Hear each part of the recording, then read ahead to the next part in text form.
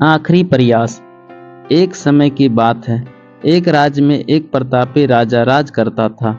एक दिन उसके दरबार में एक विदेशी आगंतुक आया और उसने राजा को एक सुंदर पत्थर उपहार में दिया। राजा वह पत्थर देख बहुत प्रसन्न हुआ। उसने उस पत्थर से भगवान विष्णु की प्रतिमा का निर्माण कर उसे राज्य के मंदिर में स्थापित करने का निर्णय लिया और प्रतिमा निर्माण का कार्य राज्य के महामंत्री को सौंप दिया। महामंत्री गांव के सर्वश्रेष्ठ मूर्तिकार के पास गया और उसे वह पत्थर देते हुए बोला, महाराज मंदिर में भगवान विष्णु की प्रतिमा स्थापित करना चाहते हैं। 7 दिवस के भीतर इस पत्थर से भगवान विष्णु की प्रतिमा तैयार कर राजमहल पहुंचा देना। इसके लिए तुम्हें 50 स्वर्ण मुद्राएं दी जाएगी। 50 स्वर्ण मुद्राओं की बात सुनकर मूर्तिकार खुश हो गया और महामंत्री के जाने के उपरांत प्रतिमा का निर्माण कार्य प्रारंभ करने के उद्देश्य से अपने औजार निकाल लिए। अपने औजार में से उसने एक हथौड़ा लिया और पत्थर तोड़ने के लिए उस पर हथौड़े से वार करने लगा, किंतु पत्थर जस का तस रहा।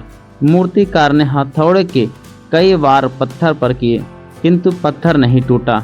50 बार प्रयास करने के उपरांत मूर्तिकार ने अंतिम बार प्रयास करने के उद्देश्य से हथौड़ा उठाया, किंतु यह सोचकर हथौड़े पर प्रहार करने के पूर्व ही उसने हाथ खींच लिया कि जब 50 बार वार करने से पत्थर नहीं टूटा तो अब क्या टूटेगा।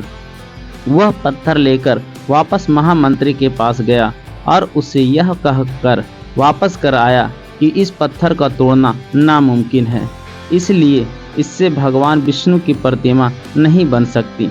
महामंत्री को राजा का आदेश हर स्थिति में पूर्ण करना था, इसलिए उसने भगवान विष्णु की प्रतिमा निर्मित करने का कार्य गांव के एक साधारण से मूर्तिकार को सौंप दिया।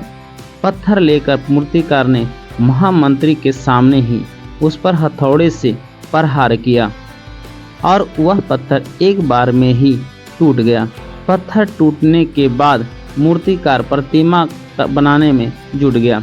इधर महामंत्री सोचने लगा कि काश पहले मूर्तिकार ने एक अंतिम प्रयास और किया होता तो सफल हो गया होता और 50 स्वर्ण मुद्राओं का हकदार बनता।